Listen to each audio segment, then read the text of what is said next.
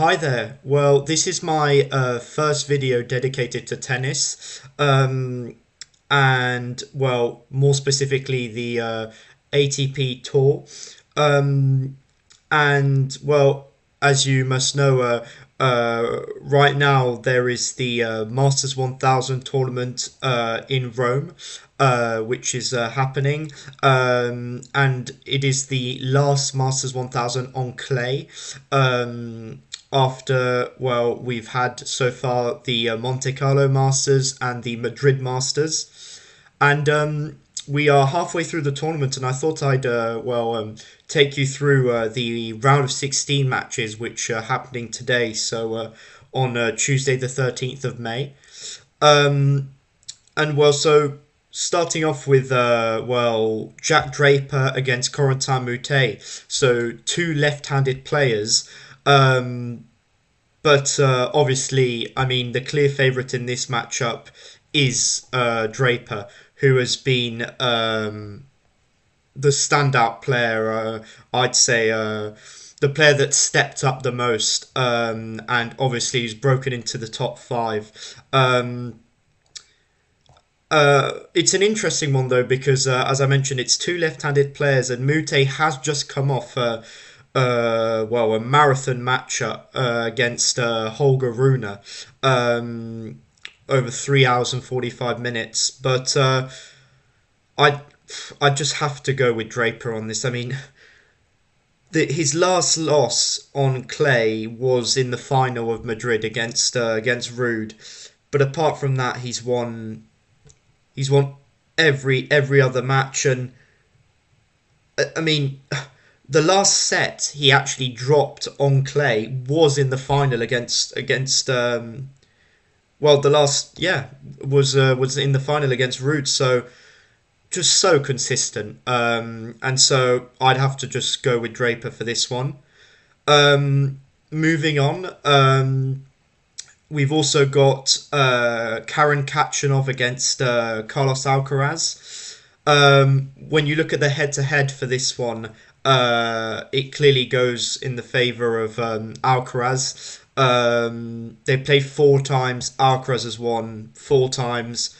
They played on clay at the French Open in 2022. Alcaraz won in straight sets. I mean, I think again for me there is a favourite in this one, and Carlos Alcaraz is the standout favourite. Again, I mean, talked about Jack Draper, but Alcaraz as well has been immensely consistent, dropping very little sets. Not, I mean, when you look at his run in Barcelona, for example, apart from the final where he lost to Rune, he didn't drop a set. And he hasn't dropped a set so far this tournament, beating Lajovic in straight sets and then Jero in straight sets. So I'd have to say, for me, this is going to be another straight set victory for Alcaraz. Moving on, we've got a much tighter matchup. I'd say Hubie Hurkacz facing Jakub Mensik. Now, I mean, they've played only once, and they played at the Australian Open, so in a Grand Slam, not that long ago, last year, and that was a very tight match, with Hurkacz coming through in 5 sets. So, I mean, for me, this is going to be it's a very tough one to call.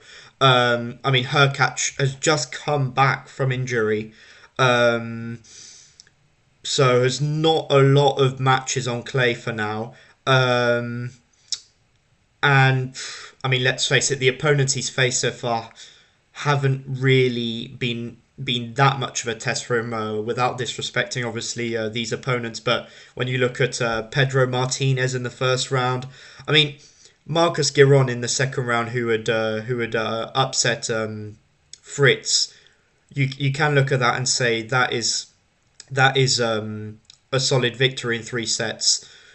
But on the other hand, Mensik, I mean, I myself, I thought that he would struggle against Fabian Marasan in the last round because Marasan had just come off 2 very impressive victories against Fonseca and Rublev as well. Um, Yet Mensik still won that in straight sets.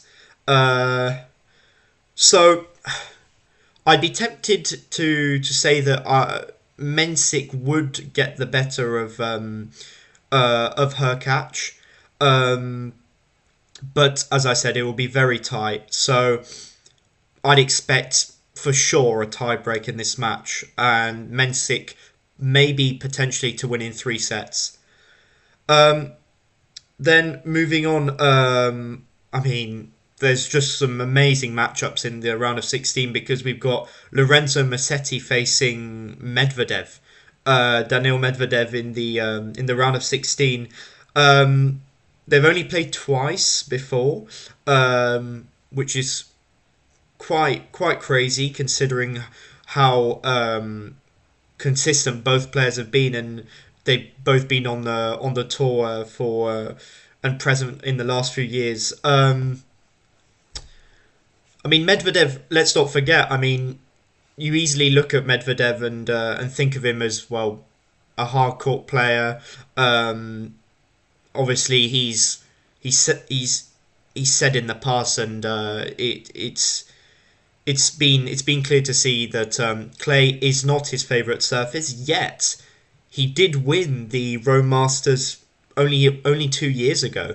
Um, so we know that he can perform at this tournament.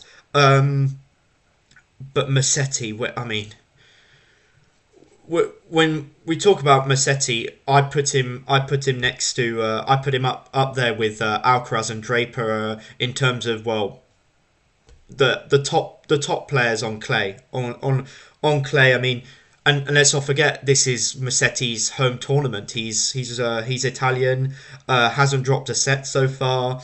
Um,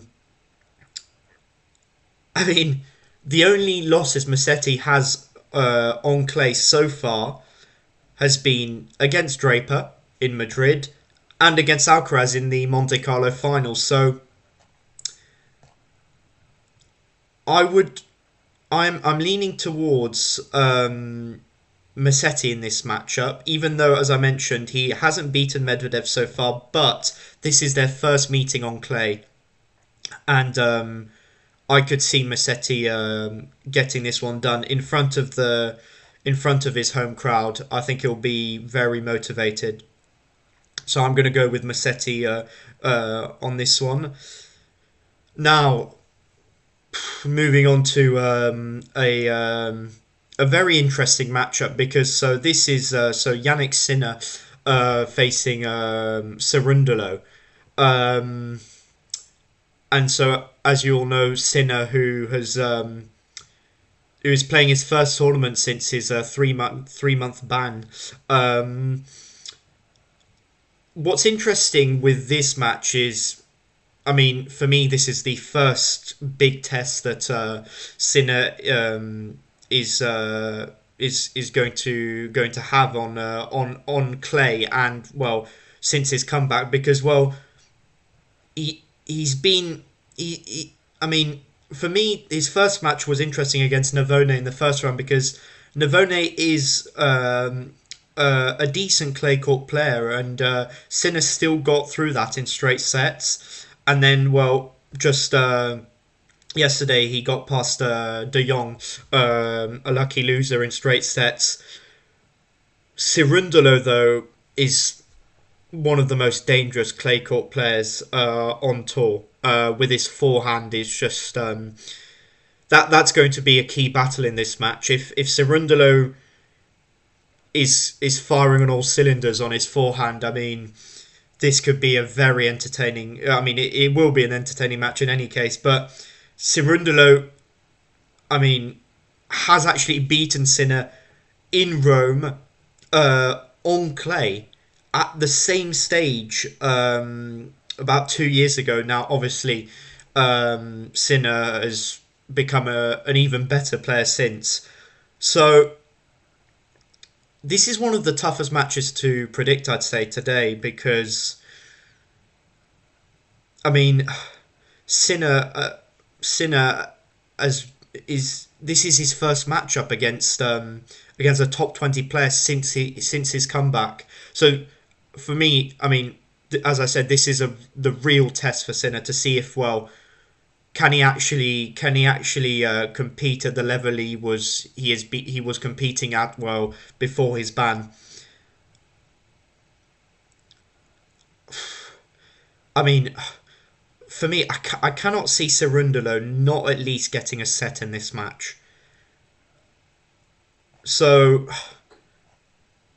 for me, this will be a 3 set match, or if it is in 2 sets, there will at least be a tiebreak.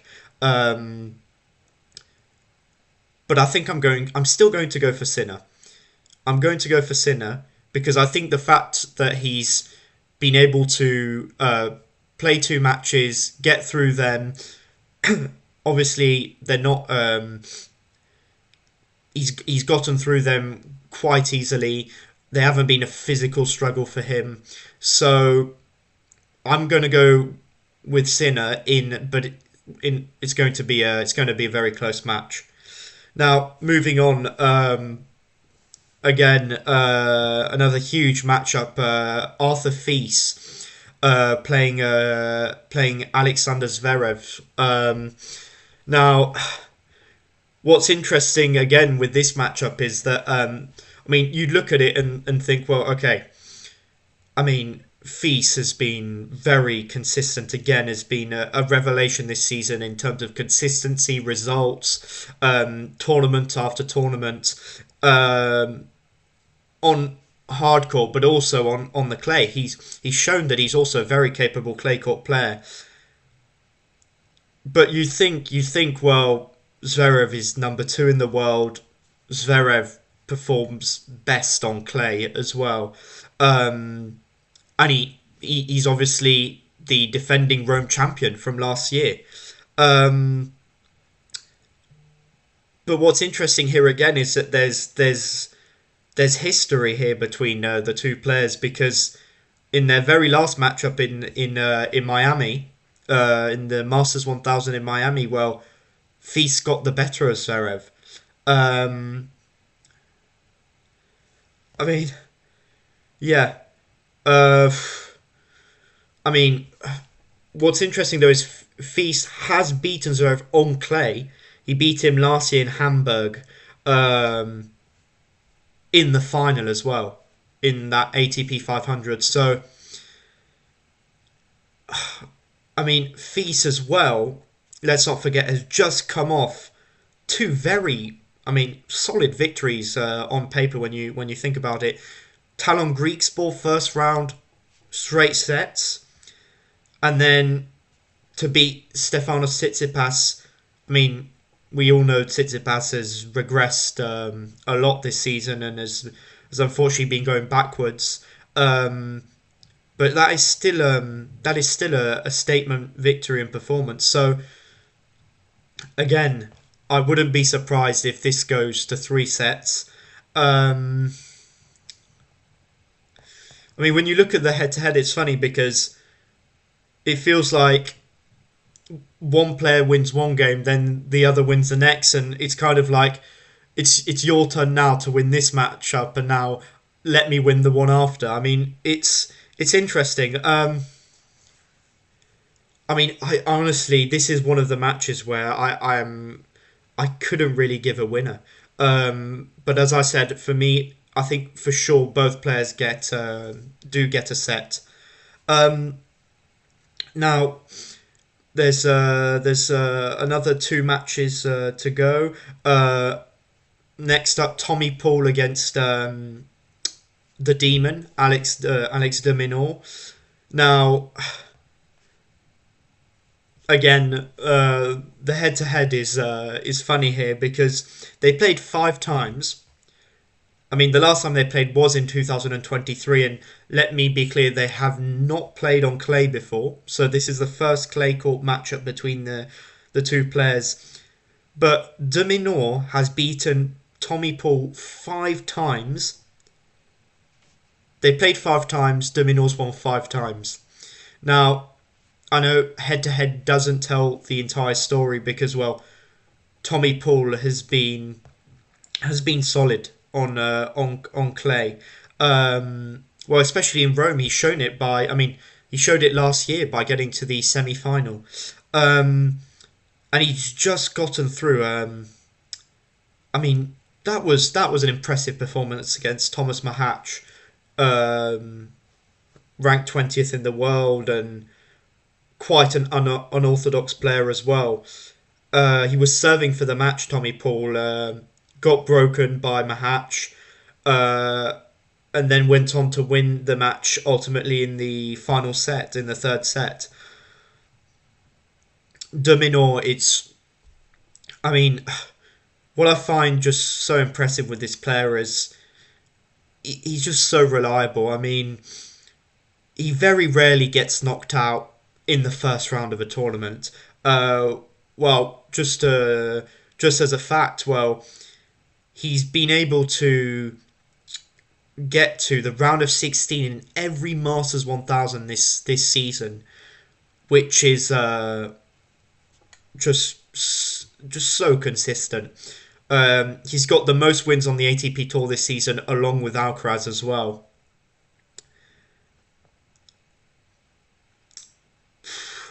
I mean, I'd have to say, if there is going to be a first time for Tommy Paul in terms of beating de Minaur, it would be now because, as I said, this is their first match on clay. But I'm going to have to go for de Minaur.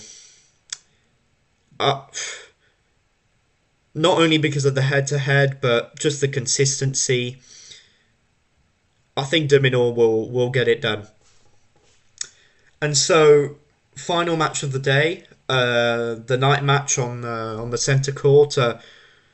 Munar playing Ruud.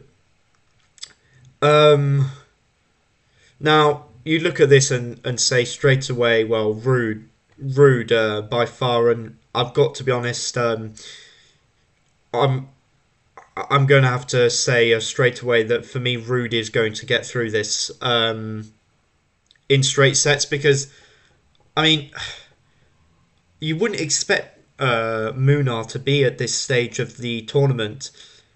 I mean he has beaten two Americans, high ranked Americans. He beat Shelton in the second round, and in the last round he got past Sebastian Korda. And I mean, for me, the head to head says it all anyway. Because I mean, they played 6 times. Ruud has won 5 times. He's won 5 times. So for me, Ruud gets this done in,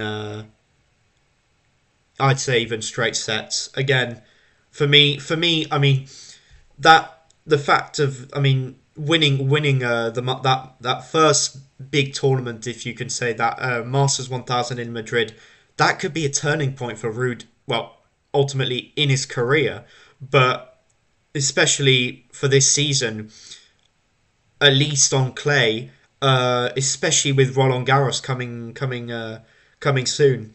So I'd say Ruud gets that done. So that's it for today's matches.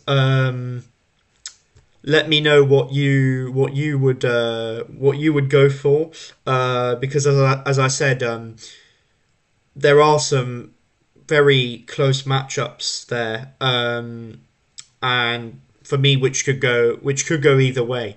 So I'll definitely be following those today, and hope you enjoyed the insights and the preview of these matchups. Well, see you soon for another day of preview of matches, or Also, I'll be keeping you up to date on the big tennis news that will be coming in the upcoming days. Thank you.